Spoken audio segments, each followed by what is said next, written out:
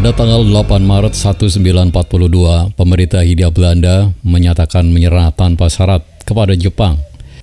Peristiwa itu berlangsung di kawasan Pangkalan Angkatan Udara Kalijati, Subang. Hal ini menjadi akhir masa penjajahan Belanda di Indonesia yang digantikan pemerintah Jepang. Meskipun begitu, tidak jauh berbeda dengan kolonialisme Belanda.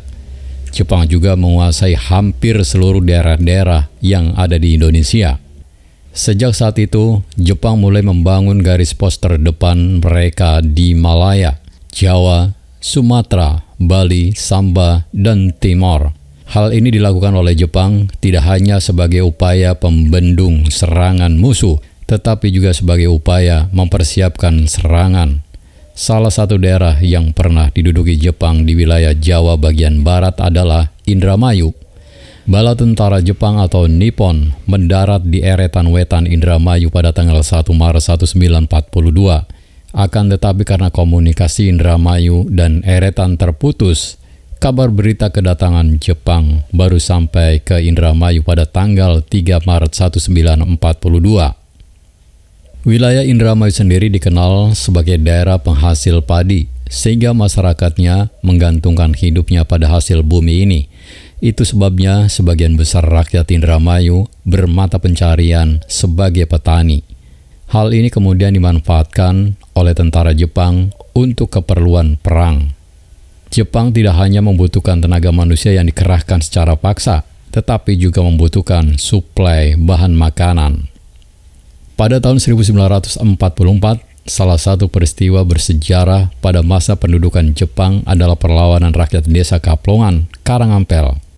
Bermula dari pemerintah Jepang yang memerintahkan rakyat untuk segala hasil panen diserahkan kepada pemerintah dan hanya memberikan 5 kg padi untuk setiap orang.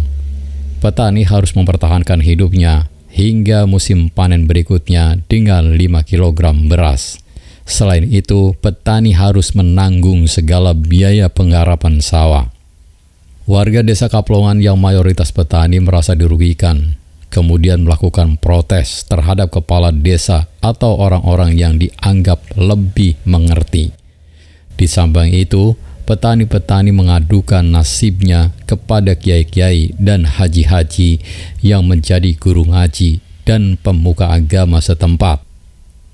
Pada bulan Maret tahun 1944, rombongan rakyat yang berjumlah belasan orang berangkat ke Cirebon untuk menuntut keadilan dan meminta pemerintah agar mencabut aturan penyerahan padi. Rombongan tersebut dipimpin oleh Haji Ilyas, seorang aktivis pergerakan nasional sejak tahun 1918 di Serikat Islam. Statusnya sebagai aktivitas nasional Serikat Islam membuatnya mendapat kepercayaan menjadi penyambung lidah rakyat Kaplongan Karangampel. Sesampainya di Cirebon, rombongan mengatakan dengan tegas bahwa rakyat di Kecamatan Karangampel, termasuk Desa Kaplongan, bersedia membantu pemerintah, dengan catatan pemerintah juga memperhatikan nasib rakyatnya. Padi boleh diangkut atau dibeli dengan harga resmi yang murah dibandingkan harga pasar, asal tidak menyisakan 5 kg karena tidak cukup untuk kebutuhan produksi padi dan kelangsungan hidup mereka. Sementara itu, yang menjadi tuntutan rakyat kemudian disetujui oleh si Cokan atau suku Cirebon. Mereka pulang dengan gembira karena dirasa harapannya terkabul. Rapat dilaksanakan oleh pihak pemerintah di Kawedanan Karangampel untuk membahas tuntutan rakyat yang merasa dirugikan. Akan tetapi pihak pemerintah Dai Nippon tetap tidak mau menerima tuntutan rakyat dan tetap meminta rakyat untuk mengikuti perintah atau mengangkut semua hasil panen padinya dan menyisakan 5 kg untuk setiap orang. Sebagai upaya memperlancar pengumpulan padi, pemerintah Jepang mengirimkan seorang soncho atau camat dan polisi ke desa-desa untuk mengawasi pengangkutan padi. Sonco Karangampel dan polisi mendatangi balai desa Kaplongan mengangkut padi milik Haji Aksan yang menolak untuk diangkut. Pada 3 April tahun 1944. Haji Aksan yang terus-terusan menolak perintah penyerahan padi sehingga Sonco memerintahkan polisi yang datang bersamanya untuk menangkapnya. Peristiwa penangkapan itu disaksikan langsung oleh rakyat. Kerumunan rakyat tidak tinggal diam. Mereka berusaha menghalangi polisi, tetapi usahanya dipatahkan karena polisi melepaskan tembakan peringatan yang membuat rakyat sejenak terdiam. Meski demikian, tidak berselang lama rakyat menunjukkan kemarahannya dengan mengepung polisi. Merasa tersudut, dua polisi melarikan diri menjauh dari balai desa yang letaknya di sebelah utara rumah Haji Aksan. Dalam situasi yang memanas, Sonco justru mengeluarkan maki-makian kepada rakyat sebelum hendak meninggalkan kerumunan. Sebelum hendak meninggalkan balai desa, salah seorang rakyat melemparkan bongkahan bata dan mengenai kepala Sonco. Alhasil kepalanya terluka, jatuh terguling, dan terkapar pingsan. Begitu juga dengan dua orang polisi yang hendak menangkap Haji Aksan, pingsan karena pukulan dan lemparan bata oleh rakyat. Peristiwa perlawanan terhadap Sonco rupanya telah menggemparkan pemerintah Jepang, bukan hanya Karangampel dan Indramayu, melainkan juga Cirebon. Pihak pemerintah kemudian mengerahkan 2 truk yang berisikan tentara dengan persenjataan lengkap menuju ke balai desa Kaplongan.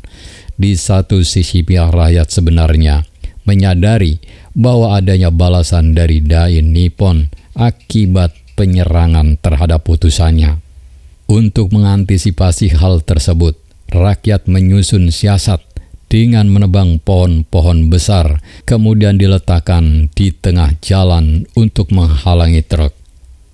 Kendaraan yang mengangkut tentara Dai Nippon bersenjata lengkap tidak bisa melanjutkan perjalanan. Rakyat Kaplongan sudah bersiap menyambut kedatangan utusan pemerintah tersebut. Mereka bahkan bertekad mati untuk melawan tentara Dai Nippon dengan persenjataan sederhana yang dimiliki seperti batu, bambu runcing, parang, dan golok.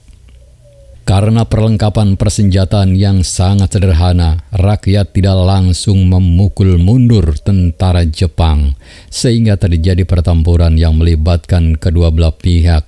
Perlawanan rakyat Kaplongan berlangsung kurang lebih 1 jam. Pertempuran tersebut telah memakan 4 korban dari kalangan rakyat akibat tertembak peluru tentara Jepang. Adapun 4 orang yang gugur di antaranya yaitu Abu Hasan, Tobur, Abdul Qadir, dan Hazin. Sesaat ketika truk milik Jepang dihancurkan oleh rakyat, tentara Jepang memutuskan untuk mundur menuju Karangampel menghindari perlawanan rakyat. Sebagian rakyat Kaplongan ikut terlibat dalam pertempuran dan melihat teman-temannya tertembak, kemudian mendatangi kiai-kiai dan orang-orang sakti untuk meminta ilmu kebal dan anti peluru. Rakyat desa Kaplongan beramai-ramai menuju ke desa Srengseng yang letaknya sebelah selatan untuk menemui Kiai Sulaiman. Kiai Sulaiman dikenal di kalangan masyarakat sebagai orang sakti mandraguna, maka tidak salah jika rakyat mendatanginya untuk meminta doa serta jimat kekebalan. Suasana desa Kaplongan hari-hari itu sangat tegang. Seluruh penduduk desa yang diperkirakan sejumlah 3.800 orang bersiap melakukan perlawanan. Bahkan anak-anak dan orang yang sudah lanjut umur pun penuh dengan semangat perlawanan. Mereka bersama-sama bergantian menjaga desa dari serangan musuh. Keesokan harinya ketika tentara Jepang memasuki desa mereka, melihat sekumpulan rakyat yang berjaga lari terbirit-birit meninggalkan truk yang ditumpanginya. Rakyat yang terbakar semangat melawan Jepang langsung merusak dan membakar truk tersebut. Pemerintah Jepang tidak tinggal diam. Hari berikutnya mereka mendatangi Kiai Abbas dari Buntet dan Kiai Idris dari Karangampel. Adapun maksud kedatangan pihak Jepang adalah meminta berunding dengan rakyat desa Kaplongan. Selanjutnya mereka bergegas menuju balai desa Kaplongan dengan membawa bendera merah putih sebagai tanda damai. Rakyat menerima kedatangan dua tokoh ulama tersebut dengan rasa curiga, tetapi tetap menerimanya dengan rasa hormat. Kemudian mereka berkumpul di balai desa untuk membicarakan maksud pemerintah mengenai perundingan dengan rakyat. Rakyat Kaplongan bersedia berunding dan bersedia mengirimkan wakilnya ke Karangampel, tetapi dengan syarat kedua tokoh ulama, yaitu Kiai Abbas dan Kiai Idris, menjadi sandera sampai pemimpin-pemimpin mereka kembali ke desa. Syarat tersebut kemudian diterima oleh Jepang. Namun persoalannya tidak berhenti begitu saja. Pihak pemerintah Jepang diam-diam mengirim intelijen ke desa Kaplongan untuk menyelidiki lebih jauh siapa saja yang memimpin pemberontakan tersebut. Pemerintah dari Nippon sangat berhati-hati dan tidak terburu-buru dalam mencari pemimpin perlawanan rakyat. Mereka menunggu amarah rakyat mereda, barulah kemudian melakukan upaya penangkapan terhadap pemimpin rakyat desa Kaplongan. Dalam pelaksanaannya, Jepang tidak langsung menangkap semua tokoh penting di kalangan rakyat yang masuk dalam daftar hitam, melainkan satu demi satu mereka ditangkap, sehingga tidak mengundang perasaan curiga rakyat. Kiai Sidik adalah orang pertama yang ditangkap oleh Jepang, disusul kemudian Haji Ali, Haji Aksan, Haji Abdul Ghani, Haji Maksum, Haji Hanan, Haji Nur Yaman, Haji Zakaria Sutawijaya, Ki Pinah, Ki Karsa, dan terakhir Kiai Sulaiman. Mereka dibawa ke Karangampel, lalu diteruskan ke Indramayu dan Cirebon. Kalau langit hendak menimpa bumi, tiada dapat ditahan dengan telunjuk. Peribahasa ini menggambarkan penangkapan para pemimpin perlawanan rakyat Kaplongan, yang mana mereka tidak bisa lari dari hukum pemerintah Dai Nippon. Sebagai sejarah lokal, peristiwa pemberontakan petani di Kaplongan tahun 1944 adalah pengenalan sejarah bagi masyarakat Indramayu maupun bagi masyarakat Indonesia. Itulah sebabnya, menurut Abel Lapian, bahwa mengenai sejarah lokal dari sesama kita berarti mengenal latar belakang dari sesama bangsa dan memperluas pandangan kita tentang Indonesia.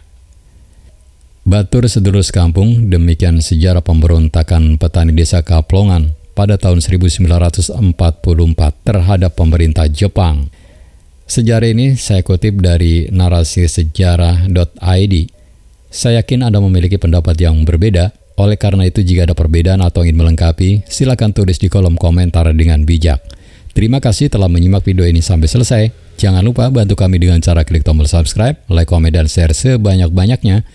Ingat, tetap penduluran aja pada tukaran. Wassalamualaikum warahmatullahi wabarakatuh.